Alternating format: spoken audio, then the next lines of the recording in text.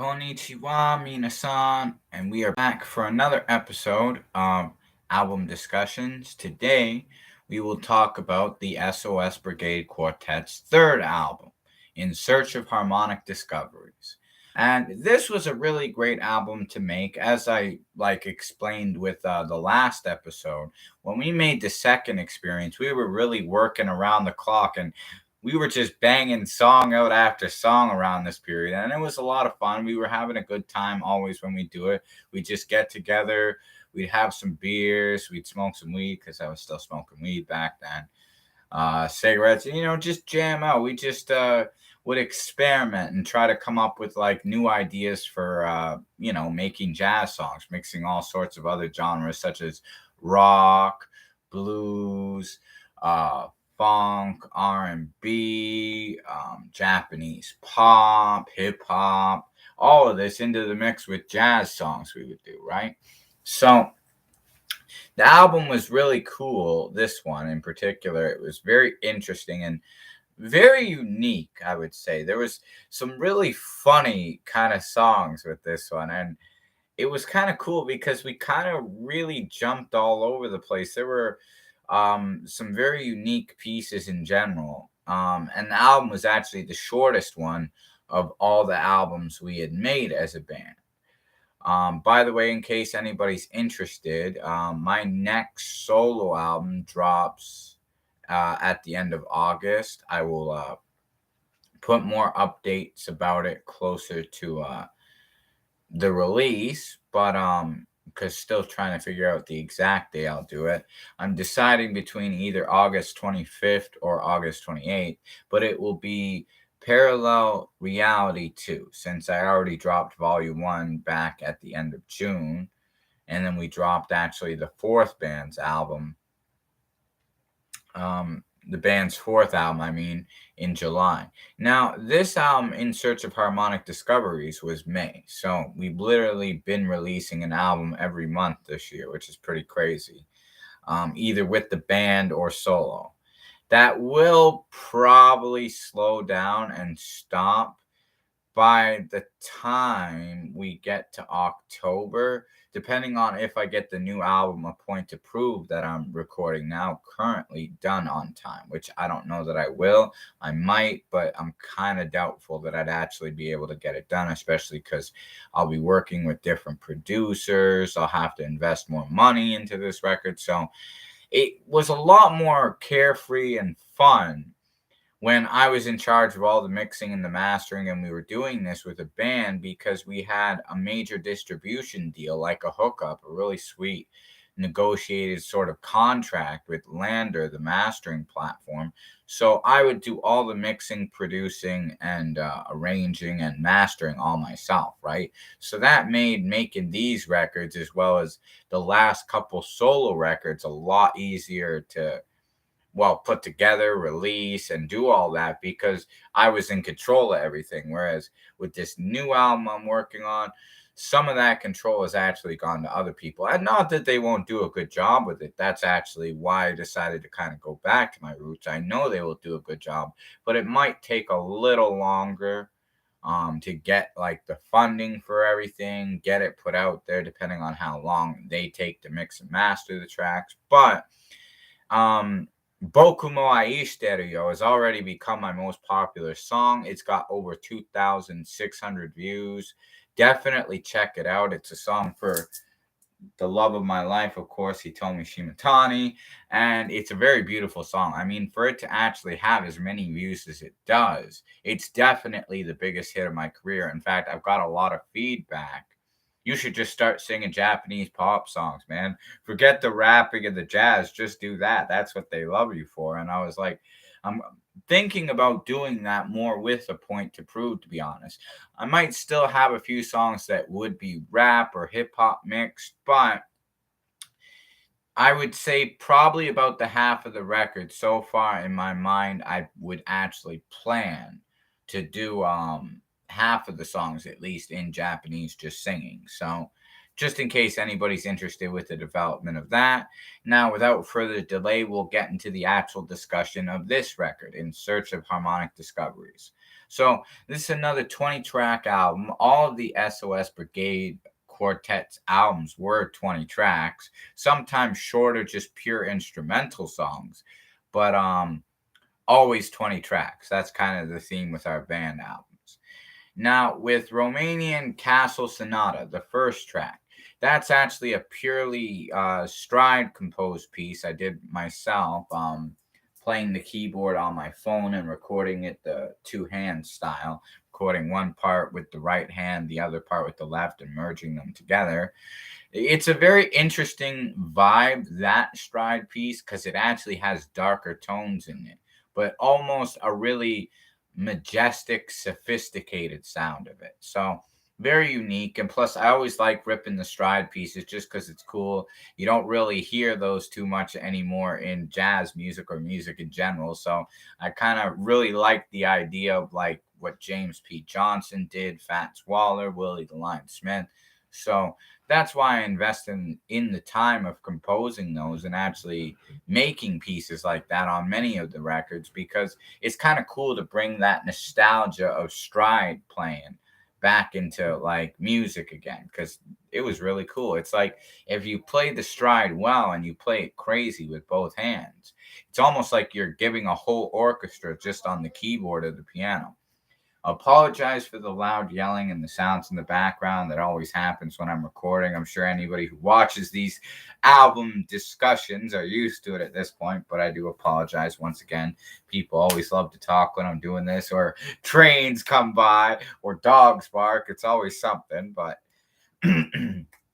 getting back to where I was, after Romanian Castle Sonata, the first opening track, which is the stride piece, we get into Feeling Nostalgic, which is a song that actually features vocals from all three members of us. I do the main singing parts. Byron does the very first vocal in the track. He says, "Hey, baby, want some ice cream?" And that starts it off. And then it's funny because we sing this song and we were talking about ice cream for some reason while we were recording it. And that's how that ended up getting into the mix of it, like art reflecting or imitating real life, right? Because we were talking about ice cream and stuff. And yeah, he did the intro. And then I sing the track. We each play solos in it. And then at the end of the track, John comes in and starts discussing like all the different flavors of ice cream that we might have. So it's a very funny track. The song itself is actually called Feeling Nostalgic. And it's about like the idea of like thinking back to like nice times you might have had, either going on a date, maybe for some ice cream or some tea, or thinking about like the future and like memories of the past. If they were like the past in the future, it would be kind of like a nice nostalgic feeling, like, oh, we haven't done this in a while. Like that's the idea behind that song. It's a really nice, pretty song. I actually got the idea partly from this Lily Allen song. I forget what it is now, but there was a song she sang where she was talking about feeling nostalgic. It was on her third album. I can't remember what it is now, but that actually, I'd heard that because I was listening to Lily Allen at that point around there. I actually am a pretty big fan. I saw her live in concert in Toronto, which is pretty awesome.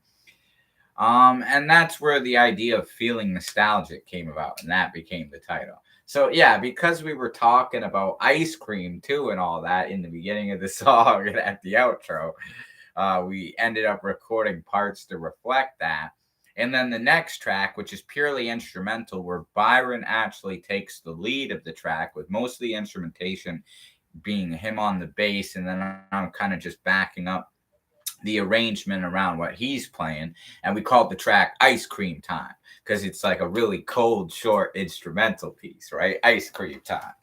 So it was pretty cool that we did that. And he really, I'll put it this way, the more Byron has played the bass on these records, I've noticed that he's developed this style that reminds me a lot of Charles Mingus.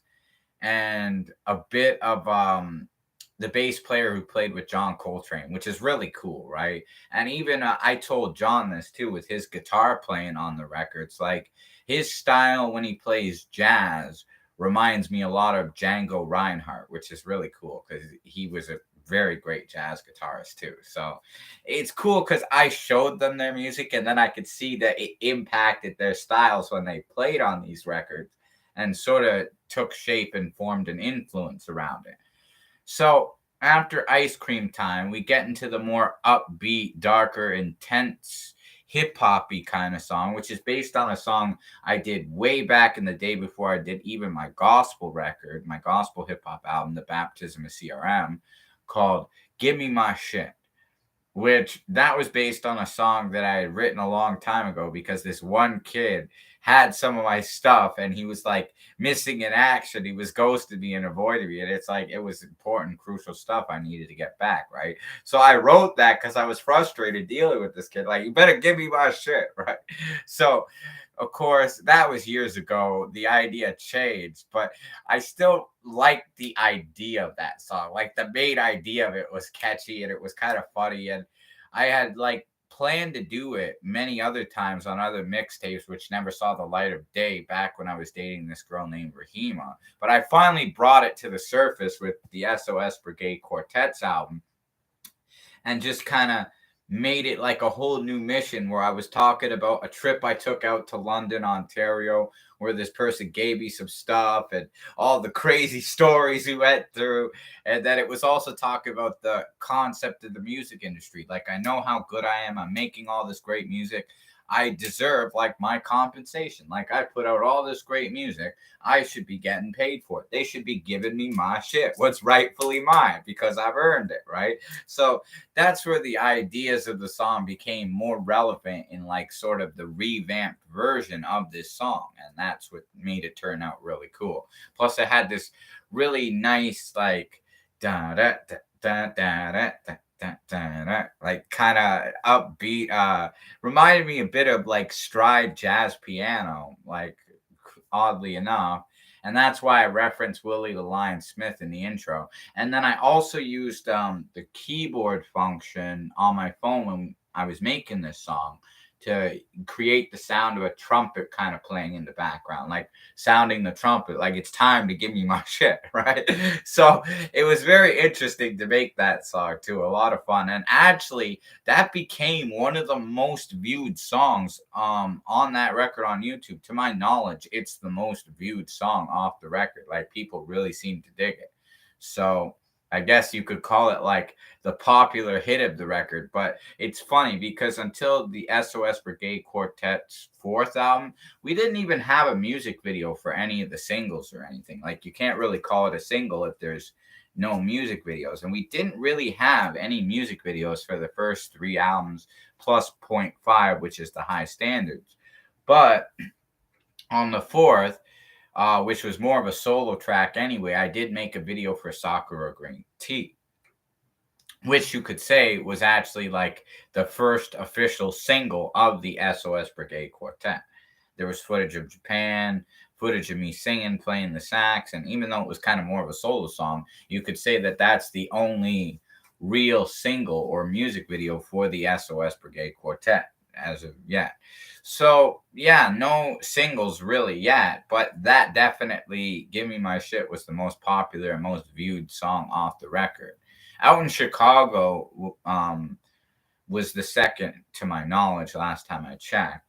And then yeah, after Give Me My Shit going in order of the track listing, we get into the song Lonely Morning Breeze, which is based on the song Morning Air by Willie the Lion Smith. That's where the idea came from. But it was a way of taking some of the ideas in his piece, adding more instrumentation, and it's just a purely instrumental track. But it was the idea of like when you get up in the morning and you're all alone and you feel like that cold breeze, and it's like there's kind of like a sense of peace. You might be lonely, but you're kind of at peace in the stillness of the morning. Like you're groggy, you're loath to arise, but you kind of feel like a sense of peace in the lonely morning breeze, right? So that's the idea that I felt the music captured with that song.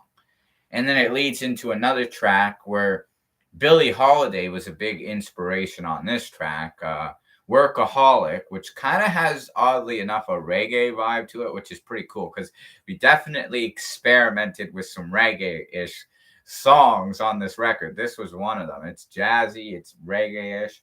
But the idea of Workaholic was because she worked a lot. I could relate to that because I'm very prolific as an artist. I've made so much music in just like 3 years released professionally, right? We got albums up the wazoo. The fact that like um we're on album discussion 8 and in 3 years we've like gotten up to like, well, you could say like 8.5 records so far in just the discussions, and there's more to come. It just shows and it speaks for itself how many like records I put out, how many songs I've actually done, like a workaholic, like working round the clock, as we talked about in the previous record, Straight Out of the Archives, right? It's a reflection of that. And it was the idea of relating to Billie making so many songs, even though she had a short life, a short career, really make the most of it, right? I'm a workaholic. I just can't stop because that's the purpose I live for, is to keep making music. No matter how popular or successful it is, that's my purpose. That's what I love doing. It's what I'm best at. So I'm going to keep doing it and do it as much as possible. And sometimes when you're going through things in life, that'll be the motivation and the inspiration to keep you going. Like you might not have the relationship you want, you might not have the best situation with your friends, your financial situation might not be the greatest, but you do your work, you focus on it, right? And even Bob Proctor talked about that, oddly enough, in a lesson like do your work, right? So you gotta like work as hard as you can and really put all the effort you can into it. And that's the idea behind that song. And then it leads into another, like, I'll put it this way, it sounds like some Latin upbeat kind of jazzy music called High School Crush Nocturne, which was pretty much purely all instrumentation. And this was one that I did kind of as like a solo song, even near the beginning when we were making the first album, but I added more instrumentation to it later on, which gave it that like Latin kind of vibe. But it's very upbeat, it's funky, it's kind of wild, intense, it's cool. And then next it leads into If True Love Grows, which is where I was talking about like the idea of reggae songs. Like that is really a reggae song mixed with jazz, and it's very reggae-ish inspired. It's got some rap on it too, but even the singing is very reggae-ish style. It's catchy, it's got like the steel drum vibe, like Caribbean instrumentation, and it's just a really cool song because it's kind of the poetic nature of like love growing like in a garden, like flowers, right? Like that was the idea of taking love, the concept of love, and relating it to like flowers growing in a garden, like if true love grows, right? And it was talking about certain people I liked at the time and hoping they would notice me. And that became the inspiration behind that song. And that's really cool because it's like throughout this record, too, everybody kind of took different turns in the spotlight, um with vocals and with instrumentation. So everybody really got a fair slice of the pie, or the pizza, we'll say, because everybody got like their own sort of chance to shine, whether it was vocals or instrumentation. And then after If True Love Grows, we get into Crafty Spotlight, which is more or less John's solo because he actually does most of the instrumentation of the guitar on that. It's purely instrumental, and it's kind of like John's chance to really just rip the guitar and show his stuff. And it turned out really cool. And it's very wild, it's upbeat, it's pretty intense, purely instrumentation, and it kind of like hypes the album up, especially for what comes next, which is the track Gotta Love Those Poppers. Now it's funny because John had Crafty Spotlight where he really got to lead the track, right? The next track, Gotta Love Those Poppers, me and Byron actually did the vocals together for that one. And the reason that was, and John didn't do vocals on it, is because he wasn't into poppers. But me and Byron, because this is back when I smoked weed still, we both liked poppers. We would always take turns hitting the bong with poppers, right? So that's why I was like, I gotta get Byron singing on that too, because we're the ones in the group who love the poppers, right? Gotta love those poppers. And it was really catchy, right? And then we all took turns solo, and it turned out really cool. And it was kind of like me and Byron shared the vocals on that one. It was very unique. And then the next track, the Dawn in brackets Haunted Pussy Blues, was a very funny, like Louis Jordan kind of vibe song, but very bluesy. Also kind of a bit of Fats Waller, we'll say, because it had like some really strong organ on it, and it had mad solos. This was kind of more of a solo track for me, because all the instrumentation was me using different keyboards, composing the main arrangement and then ripping the sax throughout it. And I was singing and telling this story of, you don't want to get stuck with a woman you don't want. That was the idea behind like title, right? Like being stuck in a situation with a woman you don't want would be the idea behind this song, just to be less explicit about it, which I already said the title, so I guess it's kind of impossible to be less explicit, but just to basically, in a respectful sort of manner, to summarize, there was a girl that I didn't want who kind of forced herself on me and was like trying to like say, oh, you have to marry me and have kids with me. And I was like, this woman's crazy. I even told her, I'm like, no. I'm marrying a Japanese woman and I'm having kids with a Japanese woman. I can't be with you. Like, you got to go. In fact, when she left, I was like, thank God she ain't never coming back. So the idea of being stuck in that situation is what inspired that song. Just in case the audience was interested, that's where that came about. And then it goes into another instrumentation piece that I did around the time we were recording the first album as well. And then I added more instrumentation later to it called Frustration Serenade. And after that, we get into one where I sang on, because that one was just pure jazz. A lot of instrumentation, very jazzy, groovy, melodic, intense too in some ways. And then we get into Out in Chicago, which is a song I made for a friend who helped me get out of that situation with that girl I didn't want. A friend who was this lady in Chicago named Marissa, good friend of mine. And actually, she helped me get out of this situation by telling that crazy girl I didn't want, like, oh, you can't have it. Like, I'm his baby mom or whatever, which isn't true.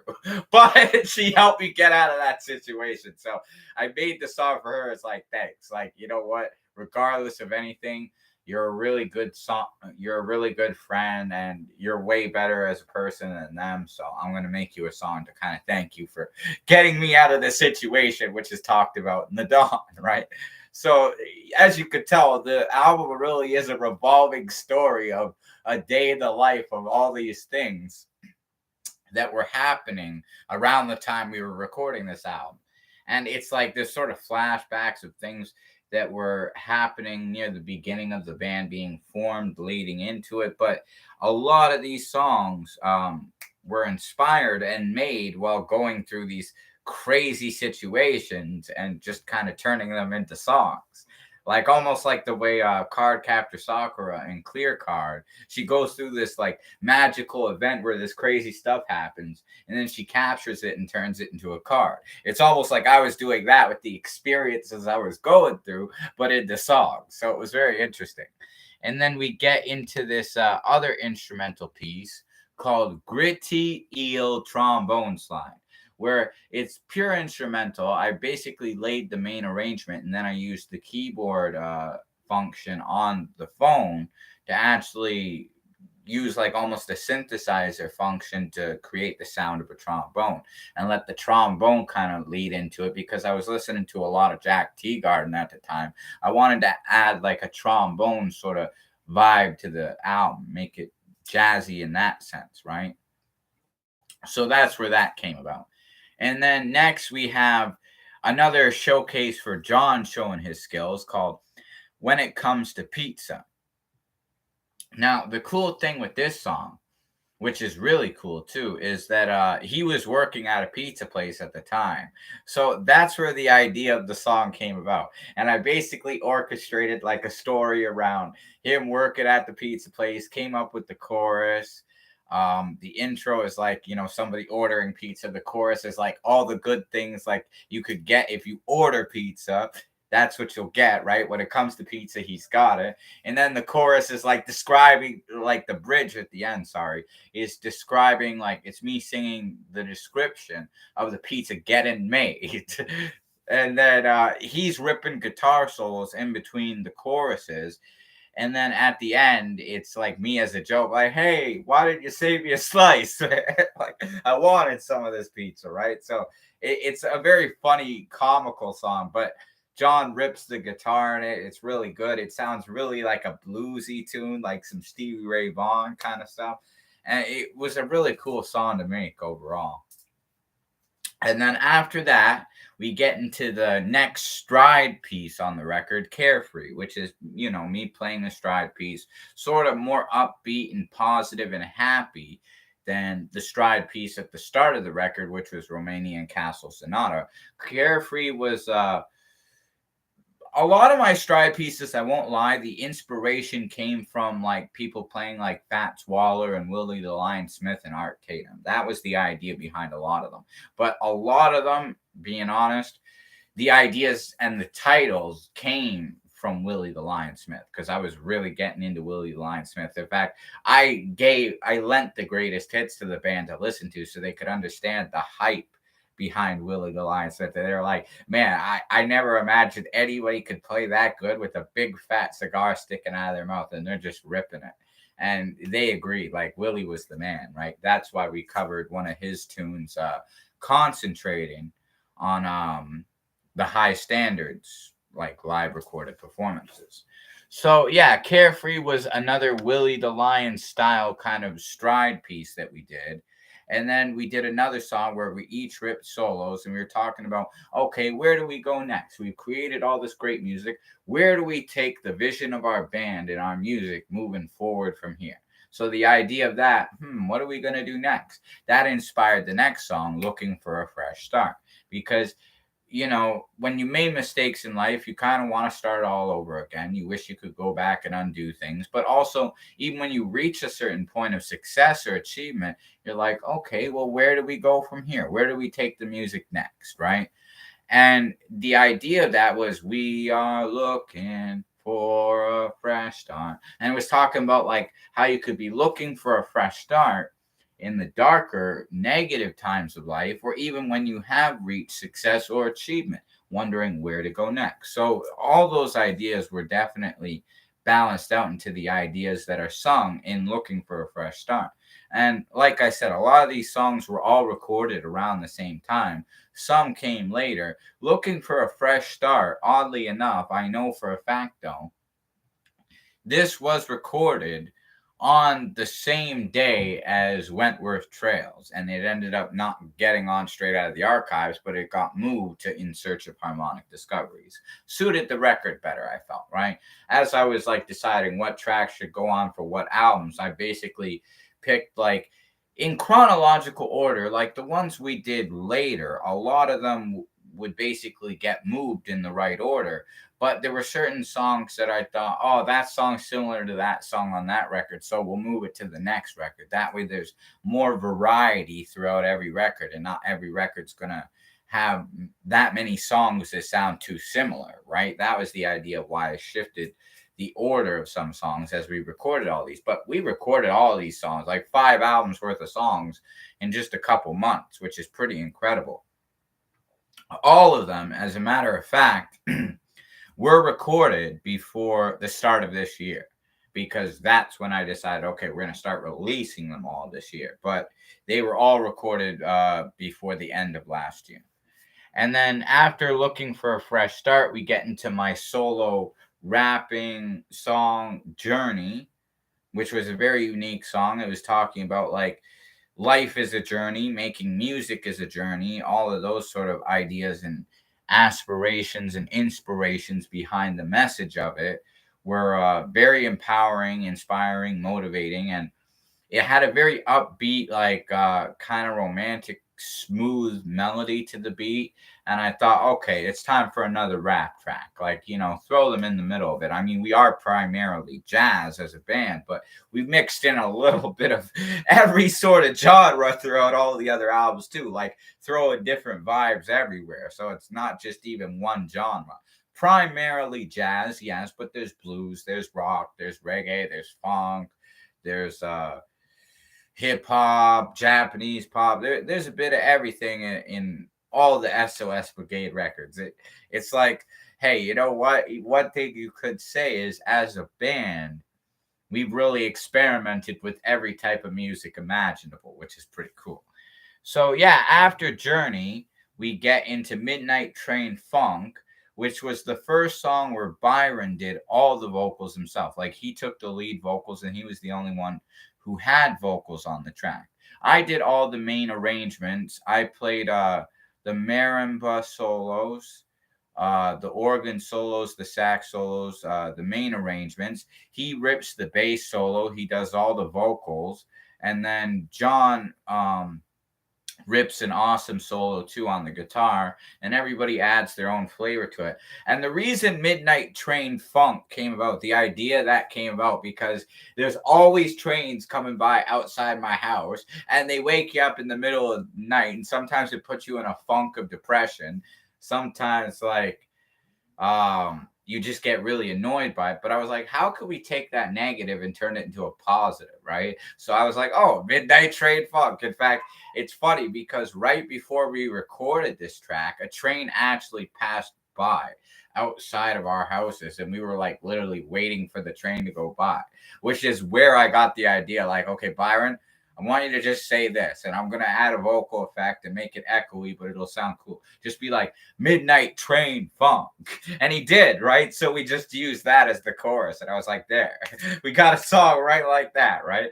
And it's so funny because a lot of the song ideas were just so in the moment. We were just living the idea of, okay, let's try this. And we just try it. We do it. And it'd become a song. It was very magical and cool and unique, our approach to everything.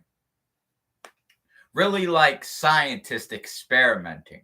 That's how I looked at like the whole project of being like the S.O.S. Brigade Quartet. All of us, we were always experimenting, trying new things, like basing off the genre of jazz as the primary genre, but also like always trying other things and adding sort of new flavors to the mix mixed with the jazz, right?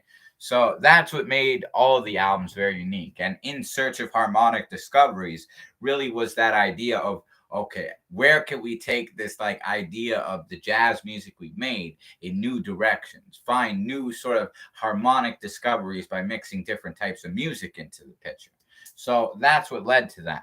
And then in the end, there's a track that was actually influenced by me. This was kind of more of a solo one. I did all the instrumentation on this one, which, as I mentioned too, with all the S.O.S. Brigade Quartet albums, other than the first, I did all the mixing and mastering myself, same as this one. But this song, Sleep Deprived Shuffle, was feeling tired when I'd be going to the studio to work with them sometimes. I'd be kind of sleep deprived, right? So you kind of are edgy, but then sometimes when you're sleepy, you get some really good creative ideas.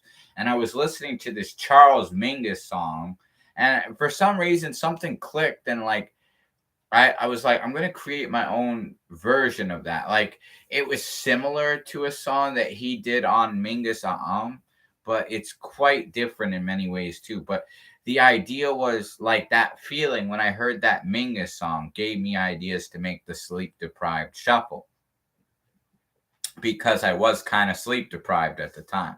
I was a little tired and groggy and whatnot, right? So that's what led to that. And then that becomes the ender of the album. So overall, making this album was a lot of fun. We had a lot of good, funny times. I mean, I don't smoke weed anymore, but yeah, we were drinking beer, we were smoking weed, we were having a good time, like making those records. It was pretty fun. And this one too, there was a lot of humor in making this record. Like In Search of Harmonic Discoveries had a lot of humor in it. That's why there's the song about like ice cream, or well, the song where we mention ice cream too, which is feeling nostalgic. And then when it comes to pizza, Midnight Train Funk. So there was a lot of humorous times throughout making the record. And then also the Dawn Haunted Pussy Blues could really be seen as kind of a comical song too. Sort of like making light and fun of the dark situation that I was in at the time, which is kind of funny.